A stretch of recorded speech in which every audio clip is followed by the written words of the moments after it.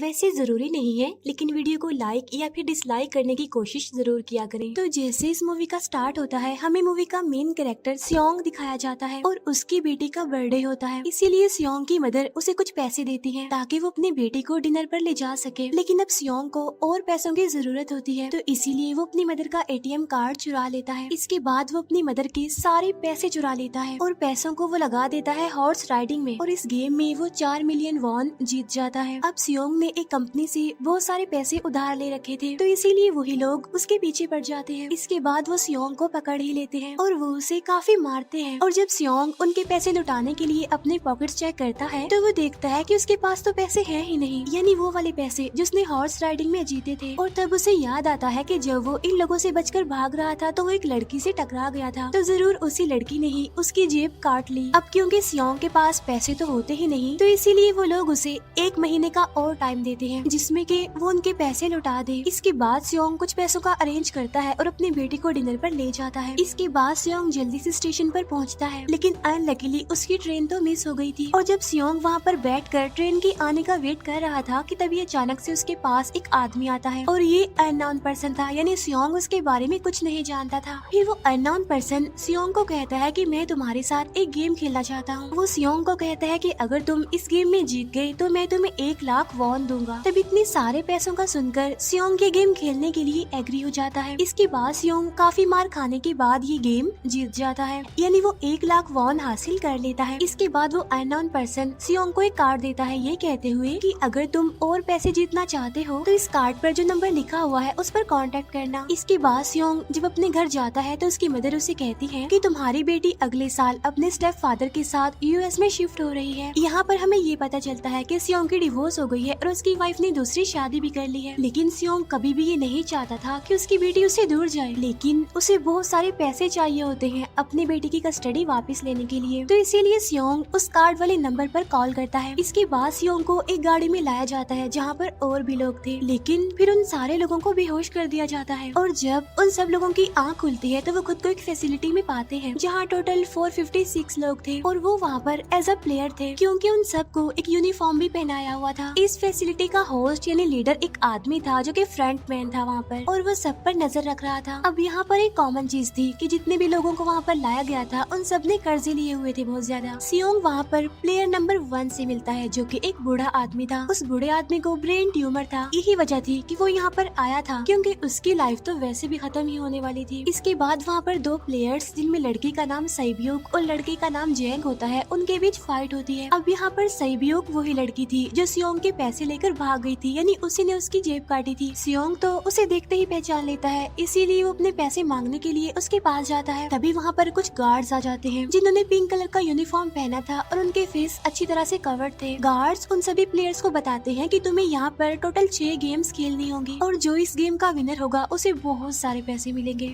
इसके बाद उन सबसे एक कॉन्ट्रैक्ट पर साइन करवाया जाता है और इस कॉन्ट्रैक्ट के 3 मेन रूल्स थे। पहला रूल ये कि कोई भी प्लेयर अपनी मर्जी से गेम को छोड़कर नहीं जा सकता। दूसरा रूल ये होता है कि जो भी प्लेयर खेलने से मना करेगा तो उस प्लेयर को एलिमिनेट कर दिया जाएगा, और उनके मुताबिक एलिमिनेट का मतलब क्या था ये तो हम आगे ही जानेंगे। गेम का तीसरा रूल ये था कि अगर मेजोरिटी इस गेम को खेलना नहीं चाहती तो वो इस गेम को छोड़कर जा सकते हैं। इसके बाद उन सबको गेम के लिए ले जाया जाता है। अब यहाँ पर सियोंग अपने क्लासमेट सेंगवू से भी मिलता है जो कि उसे बचपन से जानता था। सियोंग उसे वहाँ पर देखकर काफी हैरान होता है क्योंकि वो तो किसी बिजनेस के लिए आउट ऑफ कंट्री चला गया था। अब पहले गेम के लिए वहाँ पर एक काफी बड़ी डॉल थी और इस गेम का रूल काफी सिंपल था, और वो ये था कि डॉल जब भी गाना गाएगी उन सबको आगे बढ़ना है, और जैसे ही वो गाना गाना बंद करेगी तो उन सबको रुक जाना है और मूव नहीं करना है, और अगर कोई हिल गया तो उसे एलिमिनेट कर दिया जाएगा। अब स्टार्टिंग में तो ये सब कुछ उन्हें किसी प्रैंक की तरह लग रहा था, लेकिन जब एक लड़का हिल जाता है तो उसे शूट करके मार दिया जाता है, और यही होता है एलिमिनेट का मतलब, यानी उन्हें मार दिया जाएगा। अब ये देखकर वो सारे लोग काफी घबरा जाते हैं और उन्हें पता चल चुका था कि वो खतरे में है, इसीलिए लोग डरते हुए पैनिक करते हुए इधर उधर भागने लगते हैं।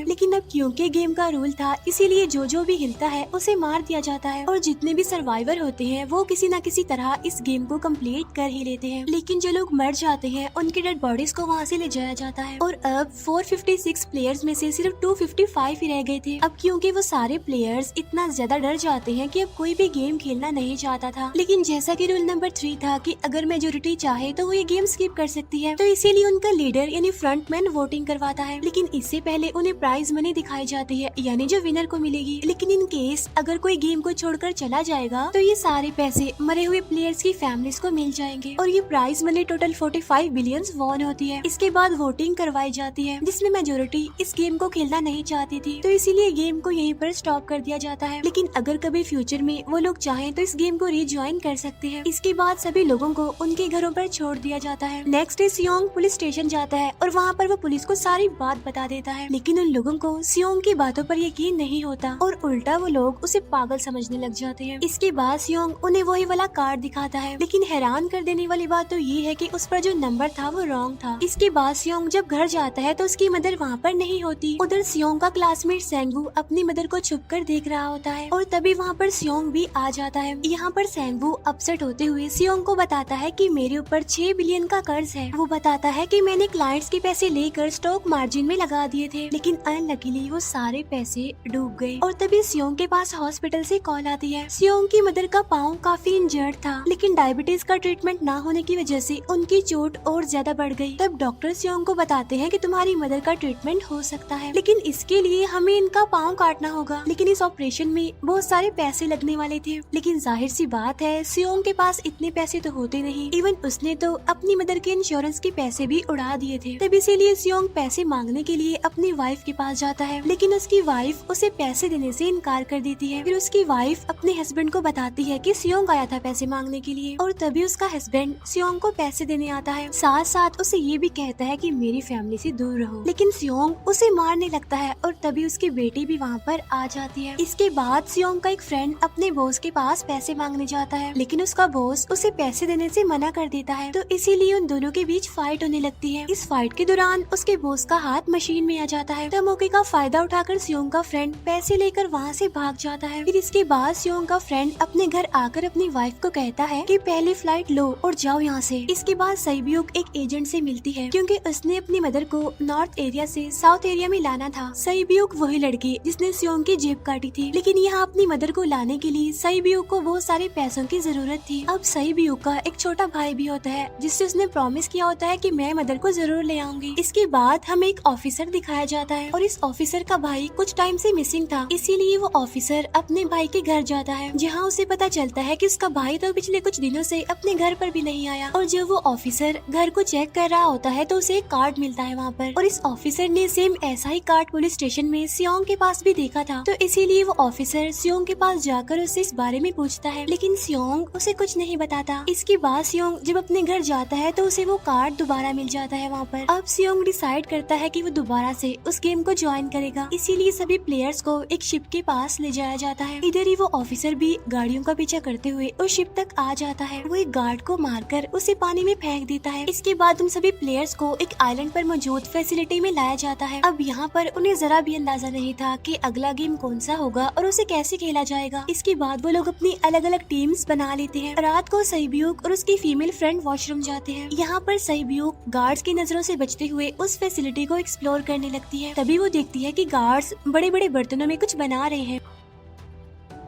लेकिन अब क्योंकि गार्ड्स को शक हो जाता है तो ये गार्ड वॉशरूम्स को चेक करने के लिए आता है, लेकिन तब तक सईब्यूक वापस आ चुकी थी। इसके बाद सईब्यूक अपनी फीमेल फ्रेंड को सारी बात बता देती है जो उसने देखा था, लेकिन यहाँ पर सेंगवू उन दोनों की बातें सुन लेता है और वो इस बारे में सईब्यूक से पूछता है, जिस पर सईब्यूक बताती है कि वो बड़े बड़े बर्तनों में कुछ पका रहे थे। इसके बाद उन सभी प्लेयर्स को प्ले ग्राउंड में लाया जाता है, जहाँ पर उनके सामने 4 शेप्स थी। 4 शेप्स में से उन्होंने किसी एक शेप को चूज करना था। अब यहाँ पर सेंगवू को पता चल जाता है कि गेम गेम क्या है और क्या करना है हमें। सेंगवू सियोंग को बताता है कि सबने अलग अलग शेप्स को चुनना है। इसके बाद उन सभी को एक छोटा सा बर्तन दिया जाता है जिसमें की शेप्स बनी होती है। अब गेम उनकी ये होती है कि उन्होंने किसी तरह उस शेप को बाहर निकालना है बगैर डैमेज किए, लेकिन अगर शेप जरा से भी खराब हो गई तो उन्हें एलिमिनेट कर दिया जाएगा, यानी मार दिया जाएगा। अब यहाँ पर सेंगवू तो इजिली उस शेप को निकाल लेता है, लेकिन सियोंग इतना ज्यादा घबरा जाता है कि उसकी हालत खराब होने लगती है, लेकिन फिर वो किसी न किसी तरह करके इस गेम को भी जीत लेता है। इसके बाद उन सबको वापस से रूम में लाया जाता है। अब यहाँ पर 187 प्लेयर्स वापस आए थे, जिनमें से अब सिर्फ 108 ही रह गए थे। इसके बाद उन सबको खाने के लिए ले जाया जाता है, लेकिन खाने की वजह से जैंग की एक लड़के से फाइट हो जाती है, जहाँ पर जैंग उस लड़के को इतना ज्यादा मारता है कि वो मौके पर ही मर जाता है। इधर ही हम देखते हैं कि उन प्लेयर्स में से एक डॉक्टर होता है जो गार्ड्स के साथ मिलकर मरे हुए लोगों के ऑर्गन्स निकाल कर उन्हें चाइनीज को बेचने का काम करता है। इसीलिए जब भी डेड बॉडीज को ले जाया जाता है तो वो डेड बॉडीज को वाइप कर लेते हैं, क्योंकि ये सब कुछ एक प्लान के अकॉर्डिंग चल रहा था, क्योंकि ये सारा कुछ फ्रंट मैन से छुप कर हो रहा था। यही वजह थी कि कंट्रोल रूम में भी उन्होंने अपना ही एक आदमी बिठाया हुआ था जो कि उन लोगों की सारी वीडियो फुटेज डिलीट कर देता था, और गार्ड्स तो डॉक्टर को गेम के बारे में पहले ही बता देते थे ताकि वो सरवाइव कर सके। यहाँ पर एक गार्ड उसी प्लेयर डॉक्टर को बताता है कि आज हमने प्लेयर्स को जानबूझकर खाना कम दिया है ताकि वो आपस में लड़ने लगे, जिससे होगा ये कि सारे वीक प्लेयर्स गेम से आउट हो जाएंगे। साथ ही गार्ड डॉक्टर को अपनी अगली गेम के बारे में बता देता है। अब 30 मिनट के बाद वहाँ पर लाइट्स ऑफ होने वाली थी। अब यहाँ पर सेंगवू को पता था कि सियोंग की टीम जरूर कोई उल्टा काम करेगी, इसीलिए वो उस टीम को अपने पास बुलाकर उन्हें रिलैक्स रहने के लिए कहता है। उधर वो जो डॉक्टर प्लेयर होता है वो जैंग की टीम में शामिल हो जाता है। यहाँ पर डॉक्टर जैंग को बता देता है कि अगला गेम क्या होने वाला है। इसके बाद लाइट्स ऑफ हो जाती है और जैंग अपनी टीम के साथ मिलकर बाकी सभी को मारने लगता है। जैंग एक लड़की को मारकर सईब्यू को मारने जाता है, लेकिन तभी सियोंग उसे बचा लेता है। इसके बाद गार्ड्स वहाँ पर आकर उन सभी को रोक लेते हैं और अब टोटल 80 लोग रह गए थे। इसके बाद उन सभी को तीसरे गेम के लिए ले जाया जाता है और यहाँ पर उन्हें 10-10 प्लेयर्स की एक टीम बनाने के लिए कहा जाता है, और वो लोग ऐसा ही करते हैं, अपनी अपनी टीम बना लेते हैं। अब क्योंकि जैंग को अगली गेम के बारे में पहले ही पता होता है, इसीलिए वो सईब्यू की फीमेल फ्रेंड को अपनी टीम में नहीं रखता और वो अपनी टीम में सिर्फ मर्दों को ही रखता है। इसके बाद सेंगवू भी अपनी एक टीम बना लेता है। अब क्योंकि उन्हें एक प्लेयर की जरूरत थी तो इसीलिए सईब्यू की फीमेल फ्रेंड उनके टीम में शामिल हो जाती है, और ये गेम असल में टग ऑफ वॉर का होता है, यानी उन्होंने अपने सामने वाली टीम को नीचे गिराना था। इसके बाद गेम स्टार्ट हो जाती है और जैंग की गेम बड़ी आसानी से इस गेम को जीत लेती है। इसके बाद बारी होती है सेंगवू की टीम की। तब प्लेयर नंबर 1 यानी वो बूढ़ा आदमी कहता है कि मैंने अपनी जिंदगी में बहुत सारी टग ऑफ वॉर्स खेल रखी है, इसीलिए उन सबको गाइड करता है कि इस गेम को कैसे जीतना है।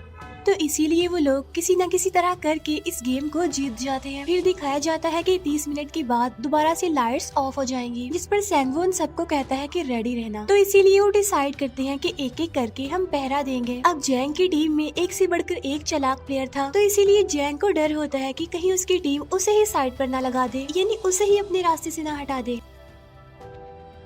दूसरी तरफ डॉक्टर और गार्ड्स मिलकर डेड बॉडी के ऑर्गन्स निकाल रहे होते हैं और इन ऑर्गन्स को डिलीवर करने जाना था गार्ड नंबर 28 एंड 29। तब वो सभी एक डेड बॉडी के बारे में बातें करने लगती हैं जिसकी सिर्फ एक किडनी थी और वो उसे ज़ॉम्बी कह रहे थे। अब यहाँ पर जो गार्ड नंबर 29 था, यानी जिसने वो ऑर्गन्स डिलीवर करने जाने थे, वो कोई और नहीं बल्कि वो ऑफिसर था जो गार्ड के बेस में वहाँ पर आया था। और ये सब बातें सुनकर उसे शक होता है कि शायद ये लोग मेरे भाई की बात कर रहे हैं, क्योंकि उसकी भी एक ही किडनी थी। इसके बाद नंबर 28 और 29 यानी वो ऑफिसर ऑर्गन्स को डिलीवर करने के लिए चले जाते हैं। रास्ते में वो ऑफिसर नोटिस करता है कि टनल में तो बॉम्ब लगा हुआ है। तब नंबर 28 उसे बताता है कि जब हम यहाँ से बाहर निकलेंगे तो इस जगह को ब्लास्ट कर दिया जाएगा। अब यहाँ पर वो ऑफिसर नंबर 28 से और इन्फॉर्मेशन लेने की कोशिश करता है, इसीलिए नंबर 28 को उस पर डाउट होने लगता है, इसीलिए वो उस ऑफिसर को अपना फेस दिखाने के लिए कहता है। अब यहाँ पर वो ऑफिसर अपना फेस भी दिखा देता है, साथ साथ वो नंबर 28 पर गन पॉइंट भी कर देता है। साथ साथ वो ऑफिसर उससे एक किडनी वाली आदमी के बारे में पूछता है कि वो कौन है जिसे तुम ज़ॉम्बी कहते थे, जिस पर वो नंबर 28 उससे कहता है कि वो तो एक लड़की थी। अब यहाँ पर नंबर 28 उस ऑफिसर को कहता है कि तुम लीडर के रूम में जाकर सारी इन्फॉर्मेशन देख सकते हो, वहाँ पर सबका डाटा है। ये जानने के बाद वो ऑफिसर नंबर 28 को मार डालता है। उधर वो डॉक्टर गार्ड से अगली गेम के बारे में पूछता है, लेकिन इस बार गार्ड्स को भी अगली गेम के बारे में पता नहीं होता। तब इसीलिए डॉक्टर को गुस्सा आ जाता है और वो एक गार्ड को पकड़ लेता है और उनकी फाइट होने लगती है। इसी फाइट में डॉक्टर उस गार्ड को मार कर वहाँ से भाग जाता है। इसके बाद एक गार्ड भी उसका पीछा करता है और वो दोनों प्लेग्राउंड में आ जाते हैं। यहाँ पर गार्ड डॉक्टर को अपनी बातों में फंसा कर उसे मारने वाला होता है, लेकिन तभी लीडर यानी फ्रंटमैन आकर उसे मार डालता है और बाद में वो उस डॉक्टर को भी मार डालते हैं। साथ साथ इन्हें वहीं पर नंबर 28 की डेड बॉडी भी मिल जाती है, जिससे इन्हें ये पता चल जाता है कि फैसिलिटी में कोई घुस गया है। उधर वो ऑफिसर लीडर यानी फ्रंटमैन के रूम तक पहुंच जाता है। तब वो चेक करते करते एक ऐसे रूम में जाता है जहाँ पर सबके रिकॉर्ड्स थे, और जब वो ऑफिसर रिकॉर्ड चेक कर रहा होता है तो उसे सभी विनर्स की एक लिस्ट मिलती है, जिसमें उसके भाई का भी नाम था, यानी वो भी कभी विनर था। उधर सभी प्लेयर्स को 4th गेम के लिए ले जाया जाता है, जहाँ पर उन सबको अपना अपना पार्टनर चुनने के लिए कहा जाता है, और वो प्लेयर्स करते भी ऐसा ही है, अपना अपना पार्टनर चुन लेते हैं। सहीब्यूक की फीमेल फ्रेंड भी अपना पार्टनर ढूंढने की कोशिश करती है, लेकिन कोई भी उसका पार्टनर बनने को तैयार ही नहीं था। इसके बाद सभी प्लेयर्स को 10-10 मार्बल्स दिए जाते हैं। असल में ये गेम ऐसी होती है कि एक प्लेयर को अपने पार्टनर से सारे मार्बल्स लेने होते हैं बगैर कोई जोर जबरदस्ती किए, और जो दूसरा पर्सन होगा यानी जिसके पास मार्बल्स नहीं होंगे उसे मार दिया जाएगा। फिर सैंगवू और सियोंग का फ्रेंड ऑड और इवन का गेम खेलते हैं, जिसमें कि उन्होंने गेस करना था कि सामने वाले के हाथ में कितने मार्बल्स हैं। अब यहाँ पर सियोंग का फ्रेंड सैंगवू के सारे मार्बल्स जीत जाता है, जिसकी वजह से लास्ट में सैंगवू के पास सिर्फ एक ही मार्बल बचता है। अब क्योंकि सैंगवू को पता चल चुका था कि अब वो बच नहीं पाएगा, इसीलिए वो सियोंग के फ्रेंड को अपनी बातों में फंसा कर उसे ये यकीन दिलाता है कि अगर हम में से कोई भी हार गया तो हारे हुए लोगों का मैच दोबारा करवाया जाएगा। अब यहाँ पर सैंगवू धोखे से सियोंग के फ्रेंड के सारे मार्बल्स चेंज कर देता है। इसके बाद सैंगवू मार्बल्स लेकर गार्ड को दे देता है और वहाँ से बाहर चला जाता है, और जब सियोंग का फ्रेंड मार्बल्स चेक करता है तो वहाँ पर पत्थर होते हैं। उधर प्लेयर नंबर 1 यानी उस बूढ़े आदमी की हालत खराब हो रही थी, इसीलिए वो तो इधर उधर घूम रहा था, लेकिन सियोंग किसी तरह उसे खेलने के लिए एग्री कर लेता है। अब यहाँ पर वो दोनों यानी वो बूढ़ा आदमी और सियोंग भी इवन ऑड खेलते हैं। अब इनमें से वो बूढ़ा आदमी सियोंग के सारे मार्बल्स जीत जाता है, लेकिन लास्ट राउंड में वो बूढ़ा आदमी भूल जाता है कि उसने क्या चूज किया था। तो यहाँ पर सियोंग उसी बातों में फंसा कर उसके सारे मार्बल्स ले लेता है, लेकिन यकीन मानिए कि वो बूढ़ा आदमी काफी चालाक था। उसने एक मार्बल अपने पास ही रखा हुआ था और वो दोबारा से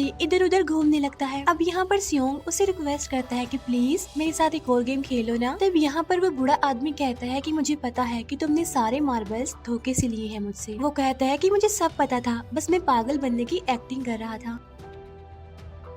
तभी सुनकर सियोंग को उस पर तरस आ जाता है और वो उसे ही सारे मार्बल्स दे देता है। उसके बाद सहीब्यूक और उसकी फीमेल फ्रेंड भी गेम खेल रहे होते हैं। उनकी गेम ये होती है कि जो मार्बल्स को दीवार के ज्यादा करीब फेंकेगा वो ही जीतेगा। पहले सहीब्यूक अपने मार्बल्स फेंकती है, लेकिन जब सहीब्यूक की फ्रेंड की बारी आती है तो वो अपने सारे मार्बल्स फेंक देती है। लेकिन जब सहीब्यूक ये देख लेती है तो वो अपने फ्रेंड को दोबारा फेंकने के लिए कहती है, जिस पर उसकी फ्रेंड कहती है कि नहीं सहीब्यूक, मैं बिल्कुल अकेली हूँ, मेरे पीछे तो कोई भी नहीं है, लेकिन अगर तुम्हें कुछ हो गया तो ये अच्छी बात नहीं है, तुम्हारे पीछे तुम्हारा छोटा भाई है, तुम्हारा वेट कर रहा है वो। और इसी वजह से सहीब्यूक की फ्रेंड को मार दिया जाता है। इसके बाद उन सबकी डेड बॉडीज को वहाँ से ले जाया जाता है। इसके बाद वो सब वापिस से रूम में आ जाते हैं। यहाँ पर जैंग देखता है कि सहीब्यूक की वो वाली फ्रेंड तो अभी तक जिंदा है, जो कि बड़ी आराम से बैठी हुई थी। अब यहाँ पर हमें पता चलता है कि सहीब्यूक की ये वाली फ्रेंड जैंग की भी फ्रेंड थी, लेकिन अब क्योंकि उन दोनों के बीच किसी बात को लेकर क्लैश चल रहा था तो इसीलिए जैंग की वो फ्रेंड उसे बुली करने लगती है। इसके बाद फ्रंटमैन को एक डेड बॉडी के पास उस ऑफिसर का आईडी कार्ड मिल जाता है। तभी फ्रंटमैन को पता चलता है कि उसके सारे वीआईपीज आ चुके हैं, तो इसीलिए फ्रंटमैन उन्हें लेने के लिए चला जाता है। फिर सारे वीआईपीज को उनके रूम में लाया जाता है। इसके बाद फ्रंटमैन वीआईपीज के आने के बारे में एक और आदमी को जाकर बताता है, और यही आदमी मेन होता है। और ये कौन होता है हम ये आगे जानेंगे। फिर नेक्स्ट डे उन सबको 5वें गेम के लिए लाया जाता है, जहाँ पर 1 से लेकर 16 तक नंबर पड़े होते हैं, और वो सभी प्लेयर्स अपना अपना नंबर ले लेते हैं। नंबर का मतलब ये था कि जो नंबर भी एक प्लेयर पर आएगा उसके मुताबिक ही उसकी बारी आएगी। अब यहाँ पर लास्ट में पहला और आखिरी नंबर रह जाता है, यानी 1 और 16। तो यहाँ पर सियोंग कंफ्यूज हो जाता है कि उसे कौन सा नंबर चूज करना चाहिए। अगर उसने पहला नंबर लिया तो वो फंसेगा और मरेगा, क्योंकि उसे नहीं पता कि गेम क्या है। और अगर लास्ट नंबर लेगा तो क्या पता उसकी बारी ही ना आए, टाइम कम रह जाए। और तभी वहाँ पर एक आदमी आ जाता है और वो सियोंग को कहता है कि मुझे पहला नंबर चाहिए, क्योंकि मैं अपनी जिंदगी में कभी भी फर्स्ट नंबर पर नहीं आया। फिर इसके बाद उन्हें गेमिंग रूम में लाया जाता है। अब इस गेम का रूल ये होता होता है कि दिए हुए टाइम में उन्हें ब्रिज की दूसरी साइड पर जाना है। अब इसके बीच में दो तरह के ग्लास लगे होते हैं, एक तो होता है आम ग्लास और एक होता है टेम्पर्ड ग्लास। आम ग्लास पर पाँव रखते ही वो टूट जाएगा और वो लोग नीचे गिर जाएंगे। इसके बाद गेम स्टार्ट हो जाता है और वो लोग एक एक करके मरने लगते हैं। फिर एक टाइम ऐसा आता है जब जैंग सबके सामने होता है और वो आगे ही नहीं बढ़ रहा होता। अब उनके पास एक ही रास्ता था, या तो वो आगे जाए या सारे ही मर जाएं। और तभी जैंग के सामने उसकी वही फ्रेंड आ जाती है जो उसे बुली कर रही थी, और वो जैंग को कहती है कि मैंने तुम्हें कहा था कि जिस दिन तुमने मुझे धोखा दिया मैं तुम्हें मार दूंगी। इसके बाद वो जैंग को पकड़ लेती है और उसे लेकर नीचे कूद जाती है, जिसकी वजह से उन दोनों की मौत हो जाती है। अब वहाँ पर एक आदमी था जो कि ग्लास कंपनी में काम करता था और उसे पता था कि टेम्पर्ड ग्लास कौन सा है, लेकिन जब फ्रंट मैन को इस बात का पता चल जाता है तो वो लाइट्स ऑफ करवा देता है ताकि वो ग्लास को पहचान ही ना पाए। अब लास्ट में एक ही स्टेप बचता है और उनके पास तो टाइम ही नहीं था, इसीलिए सेंगवू उस आदमी को धक्का दे देता है। तो यहाँ पर सेंगवू, सियोंग और सैब्यूक ब्रिज को पार कर लेते हैं, लेकिन ग्लास टूटने की वजह से उन्हें काफी चोट लग जाती है, खास तौर पर सैब्यूक को।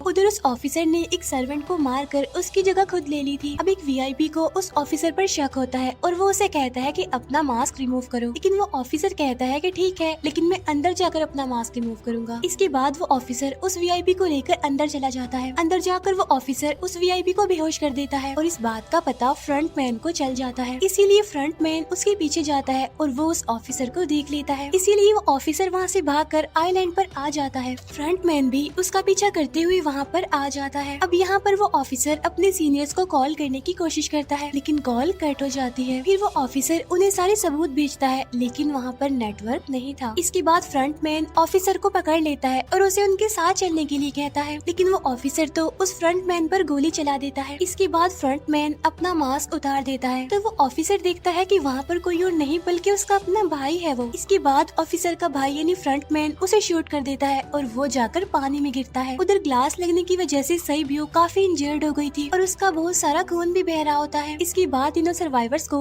डिनर के लिए ले जाया जाता है और उनके पास एक एक नाइफ भी रख दिया जाता है, मतलब रात में उन तीनों में से कोई भी एक दूसरे को मार देगा। तभी सियोंग नोटिस करता है कि सैब्यूक की हालत काफी खराब है, इसीलिए वो सैब्यूक को कहता है कि फिक्र मत करो, हम दोनों साथ हैं और इस गेम में हम दोनों मिलकर सेंगवू को हरा देंगे। इसके बाद हम दोनों यहाँ से बाहर निकल जाएंगे और पैसों को आधा आधा डिवाइड कर लेंगे। सैब्यूक उसे बताती है कि मेरा एक छोटा भाई है जिसे मैं ऑर्फनेज में छोड़कर आई हूँ, और अगर हम दोनों में से कोई भी जिंदा बचकर बाहर जाएगा तो उसे उन दोनों की फैमिलीज का ख्याल रखना होगा। अब सैब्यूक की हालत काफी खराब थी, उसे डॉक्टर की जरूरत थी, इसीलिए सियोंग कोई मदद लाने के लिए जाता है, लेकिन जब तक वो वापस आता है तब तक सेंगवू सैब्यूक को मार चुका था। फिर नेक्स्ट डे उन दोनों को गेम नंबर 6 यानी लास्ट गेम के लिए ले जाया जाता है। गेम का रूल बड़ा ही सिंपल था कि मार दो या मर जाओ, और इस गेम का नाम होता है स्क्विड गेम। इसके बाद गेम स्टार्ट हो जाती है और उन दोनों के बीच काफी फाइट होती है, लेकिन लास्ट में सेंगवू की हालत खराब होने लगती है। तभी सियोंग कहता है कि मैं इस गेम को रोकना चाहता हूँ, और तभी सियोंग सेंगवू को उसके साथ चलने के लिए कहता है, लेकिन सेंगवू तो अपने आप को ही मार डालता है, जिसकी वजह से सियोंग गेम जीत जाता है। फिर फ्रंट मैन सियोंग को कहता है कि तुम बहुत अच्छा खेले, लेकिन मुझे इसकी उम्मीद नहीं थी। इसके बाद सियोंग को उसके घर पर छोड़ दिया जाता है और उसके पास एक एटीएम कार्ड भी था, और जब सियोंग उस एटीएम कार्ड को जाकर चेक करता है तो वो दिखता है कि सारे पैसे उसके अकाउंट में भेज दिए जाते हैं। इसके बाद सियोंग अपने घर जाता है, लेकिन तब तक उसकी मदर की डेथ हो जाती है। इसके बाद हमें 1 साल बाद का सीन दिखाया जाता है,